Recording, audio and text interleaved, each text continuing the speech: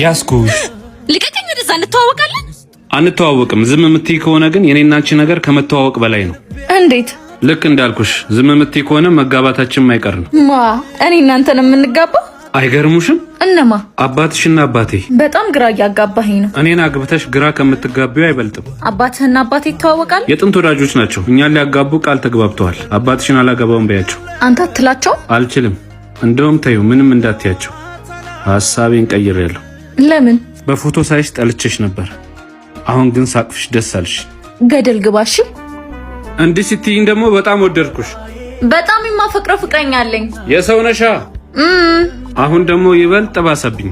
ፍቅረኛዬ ከሰማ ዱቄት ነው የሚያደርግህ። እና ይቅርብ ነው የምትይኝ? ስምህን ማን ነበር ያልከኝ? የሰርጋችን ወረቀት ላይ ታገኘዋለሽ። እብድ ነህ። በፊት ነበርኩ፣ አሁን ግን ተሻሽያለሁ። ምን አግኝተህ? ሚታይ ነው። ነይና ላሳይሽ። እሺ